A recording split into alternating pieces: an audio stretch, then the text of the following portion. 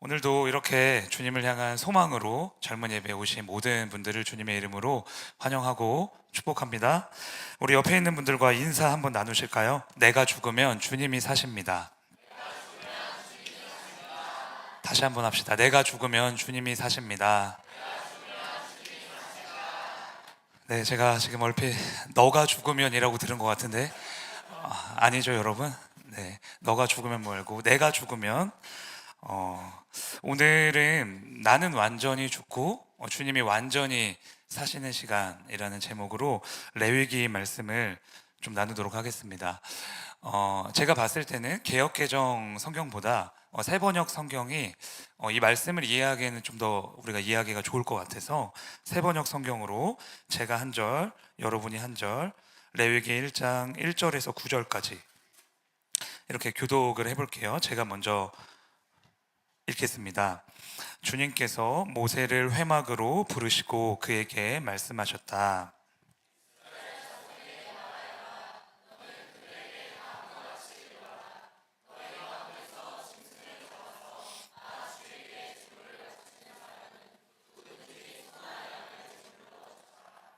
바치는 제물이 소를 번제물로 바치는 것이면 흠 없는 수컷을 골라서 회막 어귀에서 바치되 나 주가 그것을 기꺼이 받게 하여라.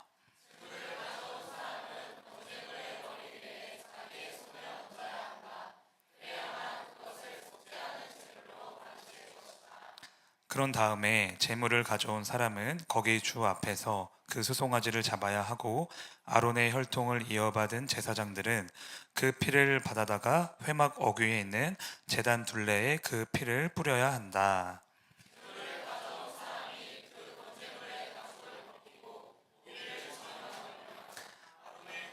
아론의 혈통을 이어받은 제사장들이 제단 위에 불을 피우고 그 불 위에 장작을 지피고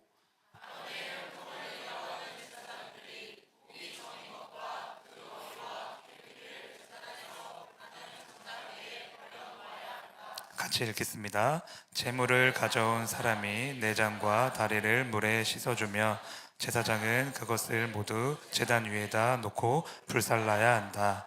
이것이 번제인데 이는 제물을 불에 태워서 그 향기로 나 주를 기쁘게 하는 살라 바치는 제사이다. 아멘. 네, 여러분 이제 우리가 오늘부터는 레위기 성경을 앞으로 나누게 됩니다. 일단 레위기는 우리에게 어떤 성경이죠? 어려워요. 청년 시절에 저에게는 솔직히 수면제였던 것 같아요. 창세기 출애굽기까지는 뭔가 이제 잘 읽히잖아요. 뭐 재밌고 그러다가 딱 레위기에 딱 들어서면 마취총에 맞은 것처럼 이렇게 딱 바로 이제 가는. 그래서 밤에 청년 때 잠이 잘 안 올 때는 전 레위기를 봤던 것 같아요. 진짜로. 진짜 레위기를 보면 이게 무슨 말이지 하다가 팍 이렇게 잠드는 그게 너무 좋았어가지고 여러분들도 저와 별반 다르지 않을 거라고 생각합니다. 일단 레위기는 너무 어렵고요. 이해가 잘 안 되고요. 무슨 말을 하는지 잘 모르겠어요. 그래서 사실 목회자들에게도 피하고 싶은 성경 중에 하나인 것 같습니다. 목회자들에게도 이게 어렵거든요. 그래서 제가 그래도 여러분에게 먼저 말씀드리고 싶은 건 이 레위기라는 성경은 너 이거 하지 마. 너 이거 잘못됐어. 라고 말하는 율법책이 아니라 하나님께서 당신의 자녀들을 깨끗하게 하시고 싶어 하는, 거룩하게 하시고 싶어 하는 우리를 향한 사랑의 편지라는 것을 우리가 좀 알았으면 좋겠습니다. 그래서 우리가 한 두 달 정도 레위기 성경을 쭉 볼 텐데요. 이 시간 동안에 저와 여러분이 가지고 있던 레위기에 대한 이 편견들이 다 깨지고 이 레위기를 복음으로 맛보고 복음으로 느끼는 그런 시간이 되기를 주님의 이름으로 축복합니다. 일단 레위기는요, 크게 5가지 제사를 설명하는 것으로 시작을 해요. 아시는 분? 민송이.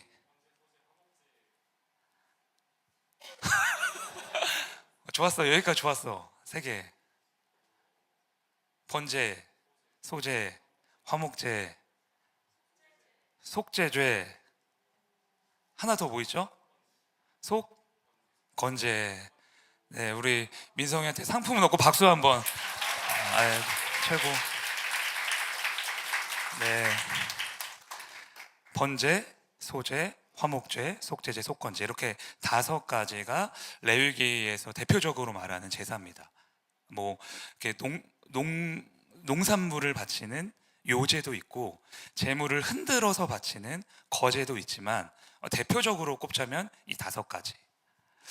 물론 하나하나 이 제사법을 다 우리가 자세히 살펴보면 너무나 좋겠지만요, 시간상 그렇게는 못할 것 같고, 이 중에서 그래도 대표적으로 이제 좀 드러나는 특징들을 우리가 좀 이렇게 보면서 이 제사에 대해서 우리가 좀 나누었으면 좋겠어요.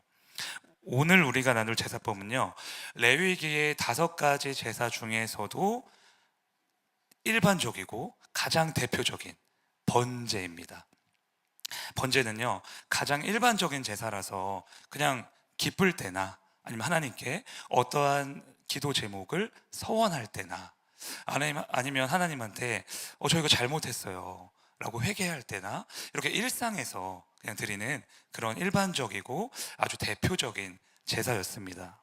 그래서 번제만 잘 알아도 레위기에서 말하고자 하는 제사가 무엇인지 우리가 좀 대략적으로는 파악할 수 있을 것 같아요.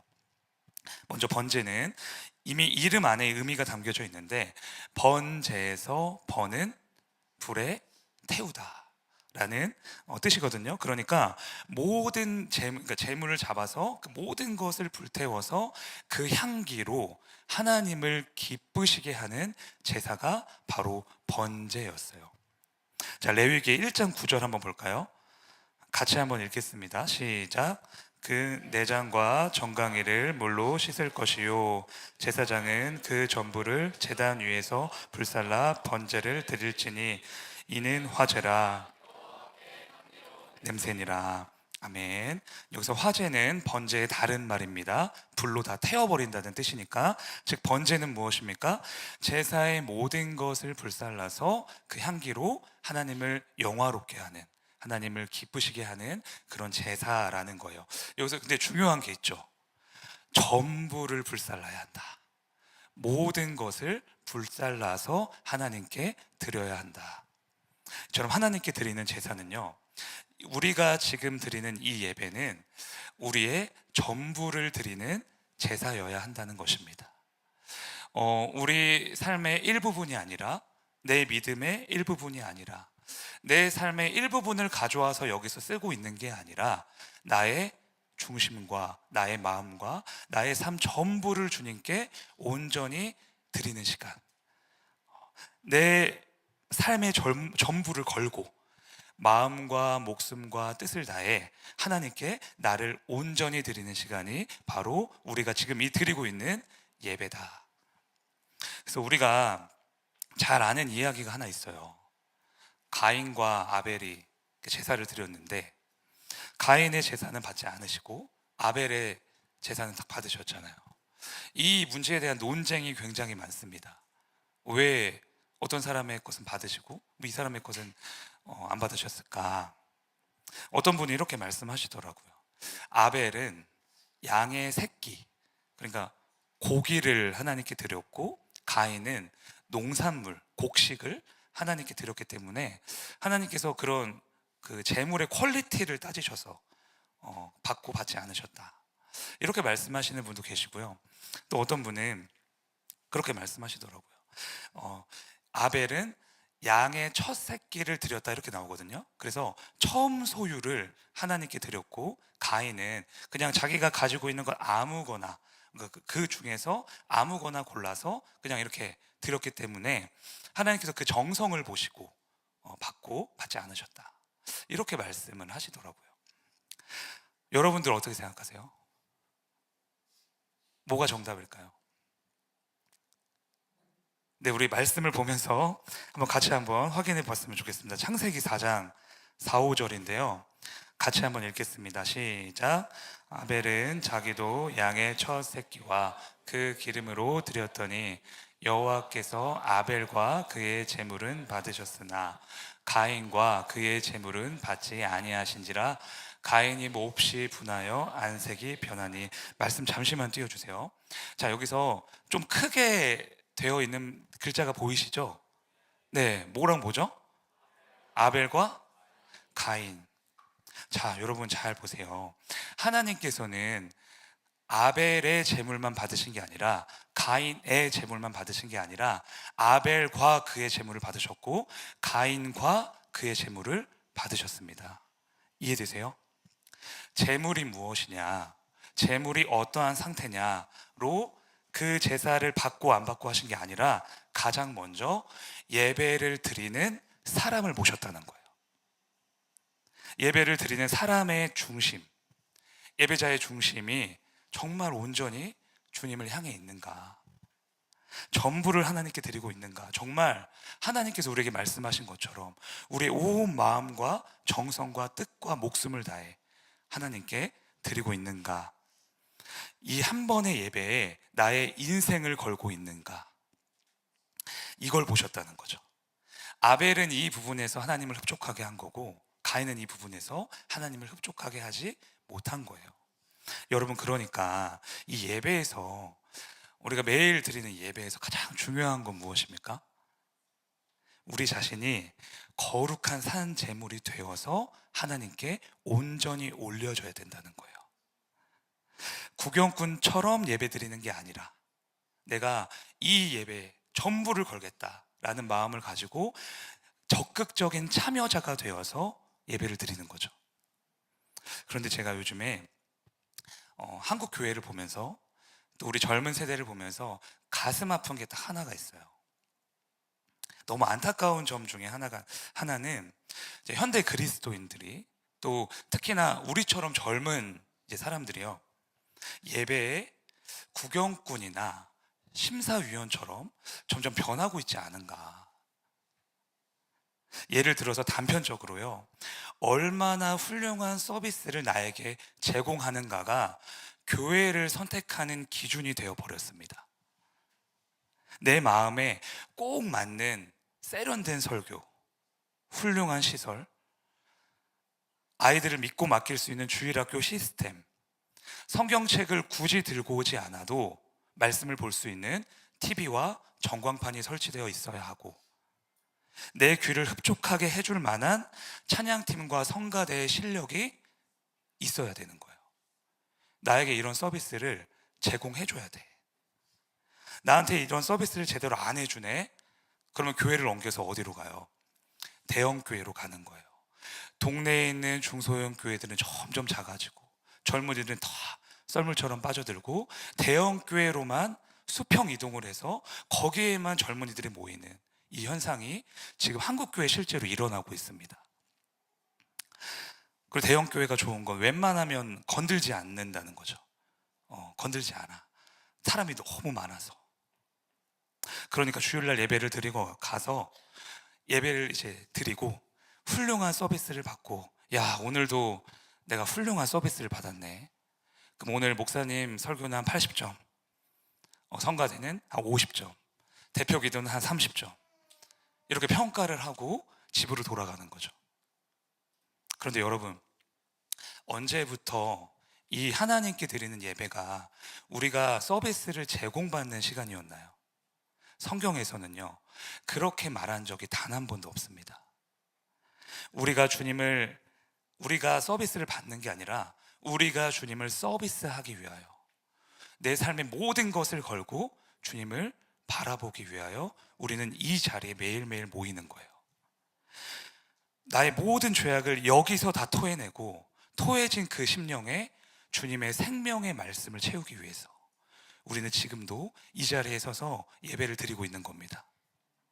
그래서 오늘 본문에서도요, 이 이야기를 집중적으로 하고 있어요. 그래서 예배는 하나님께 우리 자신을 산 제물로 바치는 시간이다. PPT 한번 제가 준비했는데 볼까요? 번제 절차를, 불 좀 잠깐 꺼주시면, 네, 절차를 레위기 1장에 나오는 번제의 절차를 제가 이렇게 좀 정리를 해봤는데, 여기서 중요한 거는 예배자가 무엇을 해야 되는가.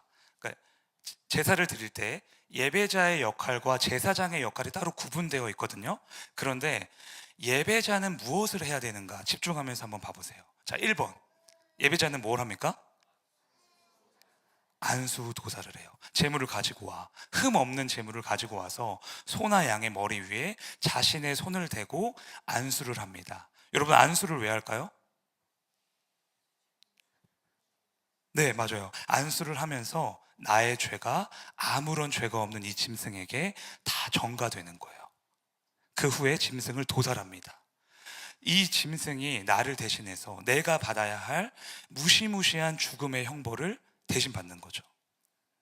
자, 그리고 나서 세 번째, 예배자가 하는 일이 뭐죠? 가죽 벗기기와 각뜨기. 짐승의 가죽을 다 벗기고 각을 뜨는 겁니다. 각을 뜬다는 건 토막을 내는 거예요. 머리, 몸통, 양쪽 팔, 양쪽 다리. 그리고 그 밑에 5번, 내장과 정강이 손질도 예배를 드리는 사람이 해야 되는 역할이었어요. 제사장이 해야 되는 역할이 아닙니다. 예배를 드리러 오는 사람이 이 모든 일을 다 해야 되는 거예요. 자, 불 좀 켜주세요. 자, 이제 저를 봐주세요. 자, 이 사실은요, 우리에게 뭘 알려줍니까?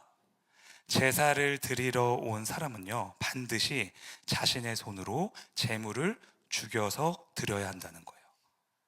가죽을 벗기고 각을 뜨고 내장과 정강이를 깨끗하게 씻어서 그걸 제사장에게 전달하는 것까지가 예배드리는 사람의 의무와 책임이었다. 그러면 제사장은 뭘 하냐? 제물에 피를 뿌리고 각으로 떠진 살코기와 잘 씻어진 내장과 다리를 불 위에 올려서 태우는 일만 합니다. 그러니까 번제를 드리는 사람은 모든 것을 제사장에게 맡기고, 난 뒷짐지고 봐야겠다, 뭐 제사장이 다 알아서 해주시겠지 뭐, 이런 거 아니었다는 거예요. 오히려 더럽고 추악한 작업은 제사를 드리는 사람이 직접 해야 되는 거죠.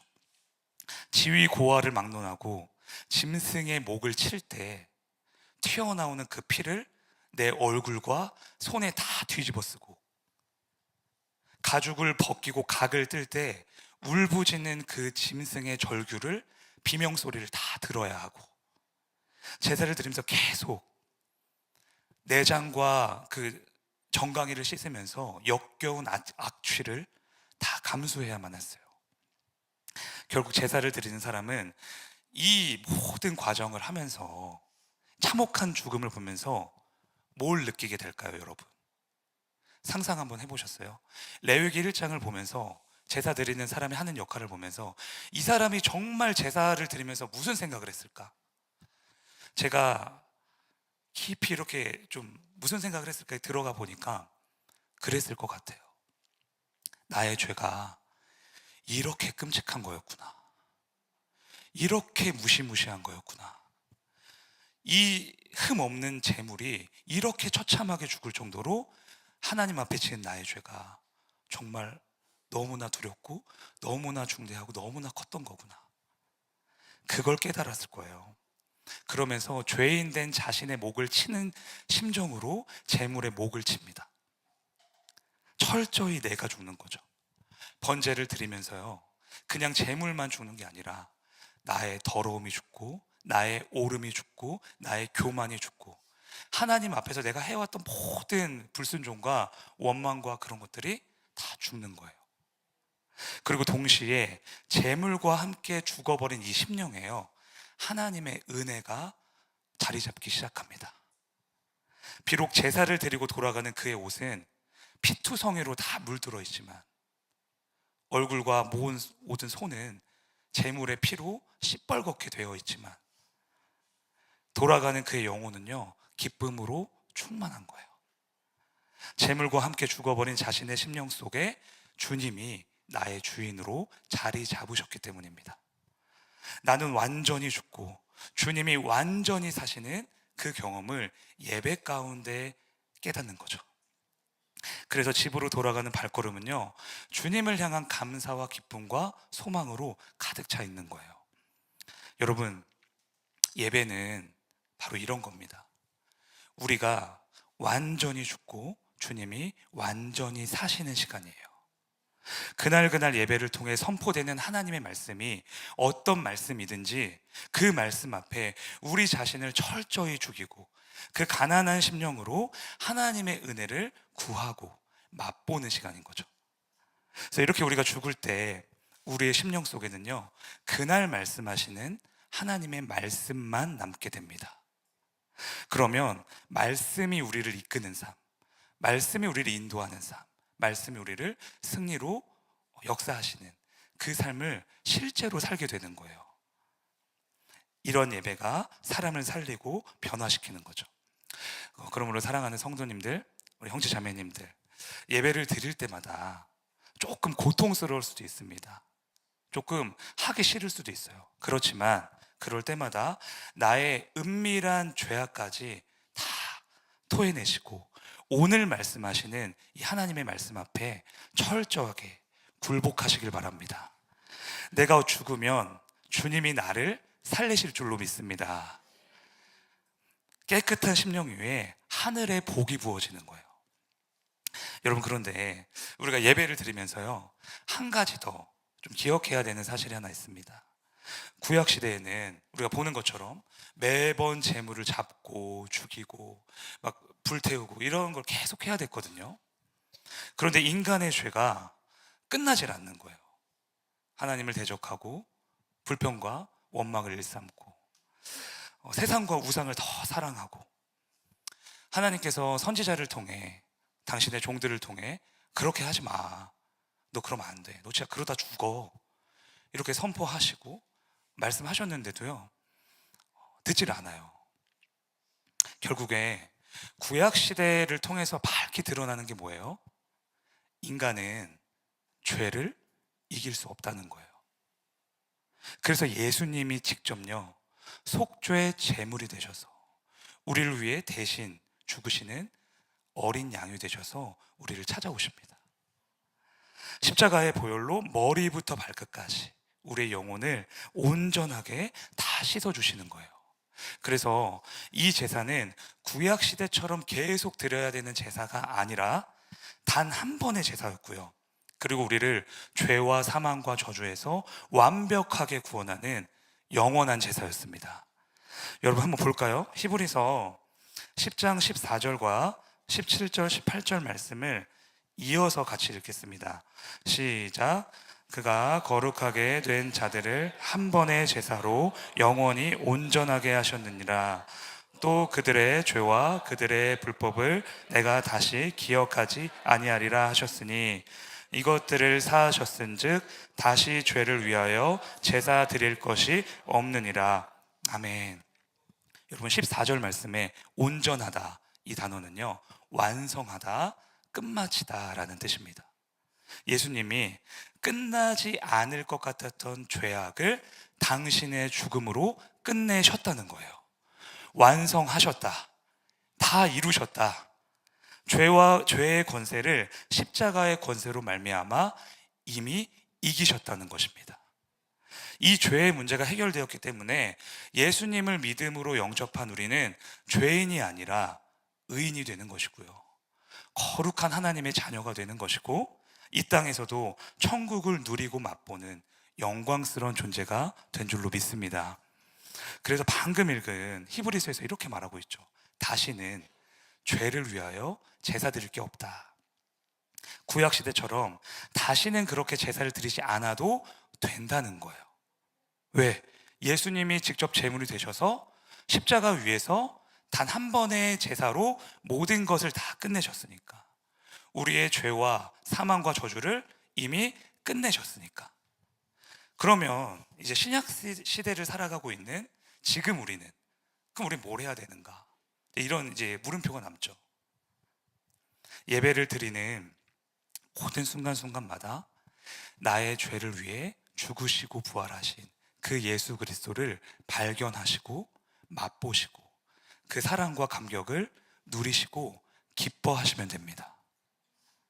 그리고 주님의 이름만 이 예배 가운데 송축하시면 돼요. 그래서 예배는요, 습관이나 의무가 아니라 주님과 함께하는 잔치인 거예요. 삼위일체 하나님의 놀라우신 역사와 은혜와 사랑을 맛보는 그 주님과 교제하고 대화하는 잔치의 시간이다. 저는 예배가 그렇다고 생각합니다. 그래서 저는 지금도요, 젊은 예배 드릴 때 찬양을 저희가 먼저 하잖아요. 찬양을 먼저 하면 지금도 눈물이 나요. 찬양을 하면서 슬퍼서 눈물이 나는 게 아니라, 제가 뭐 고난이 많아서 눈물이 나는 게 아니라 너무 이 예배가 귀하고 기뻐서 눈물이 나요. 그리고 예수님이 너무 좋아서 눈물이 납니다. 그래서 지금도 찬양하면 뒤에서 혼자 눈물 흘리고 있어요. 근데 오해하시지 말라고 말씀드리는 거예요.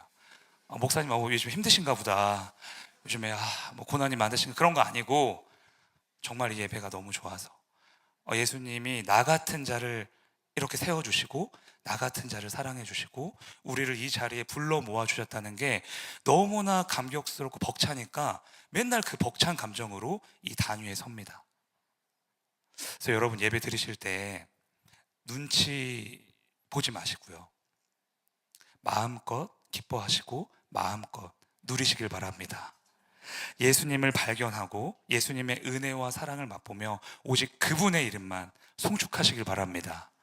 그래서 우리 세계로 선민교회 이 예배, 젊은이 예배에서는요, 기쁨과 감격과 주님을 향한 찬양이 멈추지 않기를 바랍니다.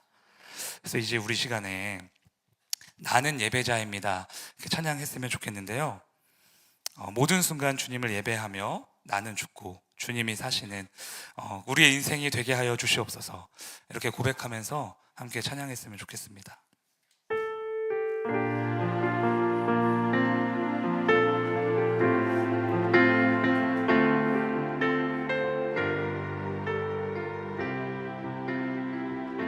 나는 하나님을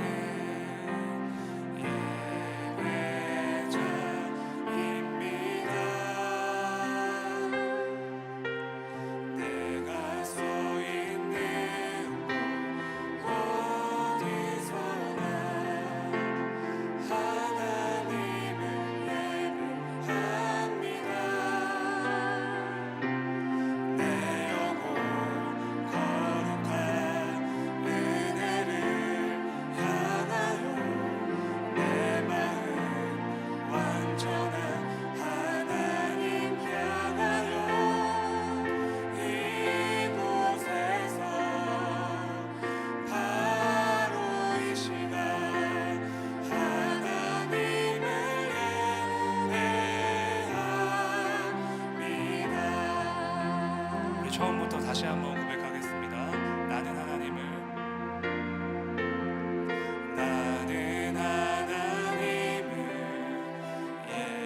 예배하는 예배자입니다. 내가 서 있는 곳 어디서나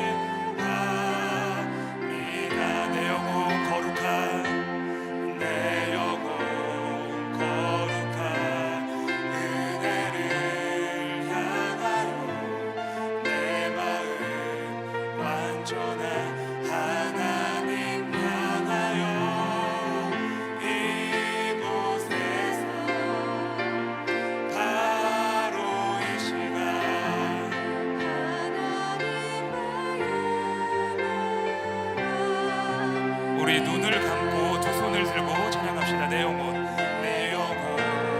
거룩한 은혜를 향하여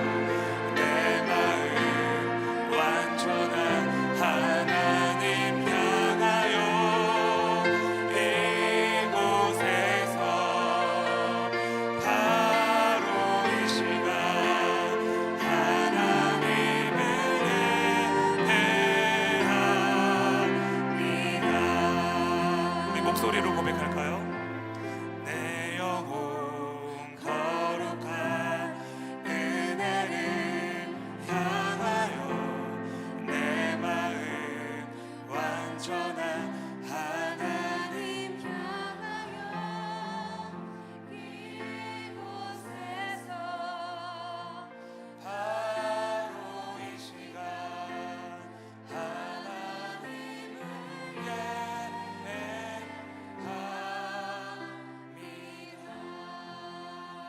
우리 시간 마음을 모아서 함께 기도했으면 좋겠습니다. 하나님 아버지, 이 예배를 통하여 나의 더러움이 죽게 하시고 나의 오름이 죽게 하시고 나의 세상과 나의 우상들이 다 죽게 하여 주시고 오직 주님만 사시는, 오직 주님만 높아지시는 그러한 우리의 예배가 되게 하시고 그러한 우리의 삶이 되게 하여 주시옵소서. 주님 아버지, 그것을 위하여 내가 먼저 죽겠사오니 내가 죽고 주님이 사시는 그 영화로운 일들이 우리의 삶 가운데 펼쳐질 수 있도록 주님 성령이여 역사하여 주시옵소서. 우리 한 사람 붙들어 주시어서 언제 어디서나 주님을 예배하고 선포하는 예배자로 세워 주시옵소서. 이 시간 주여 한번 해주고 함께 기도합시다. 주여, 하나님 아버지 감사합니다.